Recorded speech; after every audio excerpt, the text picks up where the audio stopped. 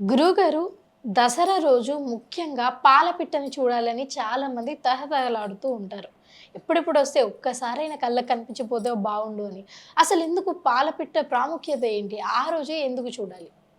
ఇక్కడ మనకి పాలపిట్ట దర్శనం వల్ల లాభం ఏంటంటే విజయాలకు చిహ్నం పాలపిట్ట. హ్మ్. అది విజయదశమి రోజే చూస్తాం. విజయదశమి హ్మ్. విజయాలను ఇచ్చి దశమి అంటే 10వ రోజు. ప 10వ రోజు పూర్ణ సంఖ్య. 10 అనేది మనకు పూర్ణ సంఖ్యగా చెప్పబడుతుంది. విజయాలు మొత్తం చేకూరి పూర్ణంగా ఉంటున్నాము ఆ హ్మ్. రోజు. అదే రోజు పాలపిట్టను చూస్తాం. పాలపిట్టను చూస్తాం. ఈ పాలపిట్ట విజయానికి గుర్తు. హ్మ్. ఎట్లా గుర్తయింది? ఈ పాలపిట్టని ఎందుకు చూస్తాము అదే రోజు? మరి మిగతా రోజుల్లో చూస్తున్నామా? హుహు. ఇప్పుడు వినాయక నవరాత్రులైనయి. దసరా నవరాత్రి కాంగానే పాలపిట్టను చూస్తాం. హ్మ్. దసరా నవరాత్రులు. వినాయక నవరాత్రుల్లో ఎందుకు చూడం? లేదు మిగతా ఎప్పుడైనా మనం బయటికెళ్తే హ్మ్. కారులో వెళ్ళినా, బండి మీద వెళ్ళినా, హ్మ్, అడవుల్లోకి సరదాగా ప్రశాంతత కోసం వెళ్ళినా, పాలపిట్ట కనపడ్డా మనం తొందరగా చూడం. హ్మ్. దాన్ని గుర్తించం కూడా హ్మ్. ఒక రకంగా చెప్పాలి. కానీ ఈరోజు మాత్రం ప్రత్యేకంగా వెళ్ళి వెతుక్కొని పాలపిట్టను చూసి వస్తాం. హ్మ్. విజయానికి గుర్తు పాలపిట్ట. గురుగారు, పాలపిట్టి విజయానికి గుర్తయినప్పుడు దశమి రోజు ఎందుకు చూడాలి? అదే అక్కడికే వస్తున్నాను ఇప్పుడింకా. పాలపిట్ట విజయానికి గుర్తు కదా! దశమి రోజు విజయదశమి రోజు ముందే ఈ పాలపిట్ట ఎదురైంది. ఎవరెవరికి ఎదురైంది అంటే హ్మ్. రాముడు హ్మ్. సీతాదేవి జాడ తెలుసుకొని హ్మ్. రావణాసురుడి మీద యుద్ధానికి వెళుతూ ఉన్న సమయంలో హ్మ్. పాలపిట్ట ఎదురొచ్చింది.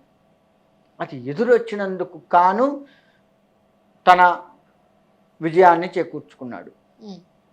రావణాసురుడిని సంహరణ చేసి తన హ్మ్. భార్యని దగ్గరికి తెచ్చుకున్నాడు హ్మ్. కదా! అలా ఆ టైంలో, ఆ సమయంలో హ్మ్. పాలపిట్ట దర్శనం అయింది కాబట్టి త్రేతాయుగంలో హ్మ్. పాలపిట్టని చూసాం. హ్మ్. ద్వాపరయుగము. ఈ ద్వాపరయుగంలో మనకి పంచపాండవులు తెలుసు గదా! హ్మ్. ఈ పంచపాండవులు కూడా వాళ్ళ వనవాసము, అజ్ఞాతవాసము 2 చేసి హ్మ్. మళ్ళీ యుద్ధానికి వెళ్తూ ఉన్నారు బాణాలు తీసుకొని. హ్మ్. యుద్ధానికి వెళుతూ ఉన్న సమయంలో పాలపిట్ట ఎదురొచ్చింది. హ్మ్. పాలపిట్ట ఎదురొచ్చినందుకు కాను వాళ్ళకి విజయం చేకూరింది.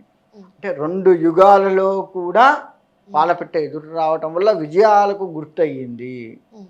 విజయం చేకూర్చుకున్నారు ధర్మంగా ఉన్నటువంటి వాళ్ళందరూ కూడాను. హ్మ్. అందుకని మనందరం కూడా కలియుగంలోకొచ్చేసరికి మన ధర్మంగా ఉండేవాళ్ళు మహానుభావులు ఉన్నారు. అధర్మంగా ఉన్నవాళ్ళు కూడా విజయం చేకూర్చుకోవాలి అని పాలపిట్టను చుట్టంగా ఎమ్మడబడుతూ ఉన్నాం. హ్మ్. ఇక్కడ పాలపిట్ట లెక్క వేసుకుంటే ఏంటంటే విజయానికి గుర్తు ఒకటి. ఇప్పుడు పాలపిట్టను మనం చూడాలి అంటే ఈ మధ్య కాలంలో గత 3 సంవత్సరాల పైనుంచి నేను చూస్తూ ఉన్నాను. హ్మ్. చిలకని పంజరంలో పెట్టినట్టుగా హ్మ్. పాలపిట్టను తెచ్చుకొని ముందే పంజరంలో పెట్టుకొని హ్మ్. దేవాలయంలో ఒక స్థలంలో పెట్టి దానికి ఒక టికెట్ రూ. 5 రూ. 10 ఆ పాలపిట్టను చూడటానికి టికెట్ హ్మ్. పెట్టి హ్మ్. క్యూ లైన్‌లో వెళ్ళి హ్మ్. పాలపిట్టను చూసి వస్తున్నారు.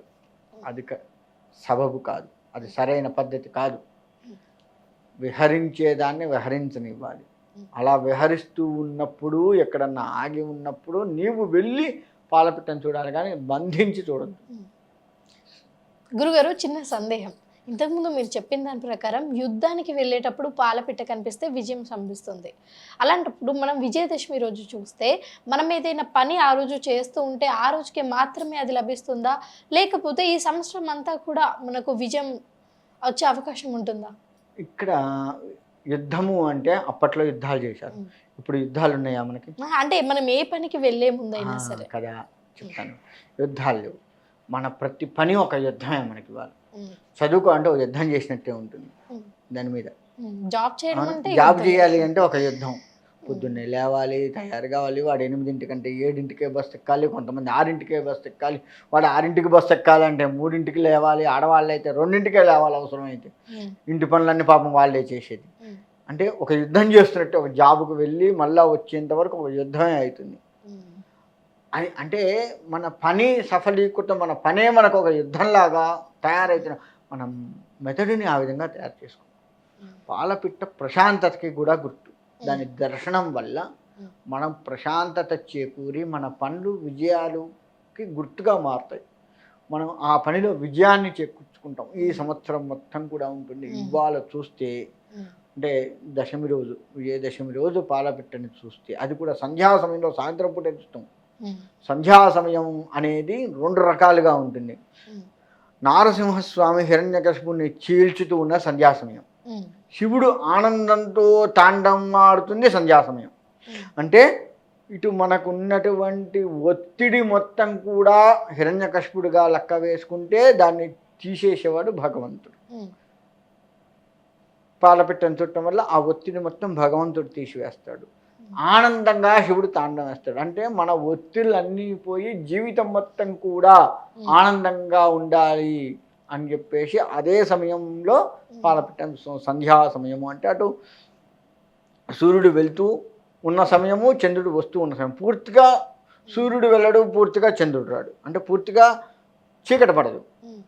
చీకటికి దగ్గరలో ఉన్నటువంటి మధ్య సమయం, ఇటు వెలుతురు పోతూ చీకటి వస్తూ ఉన్న మధ్య సమయాన్ని సంధ్యా సమయం అంటారు.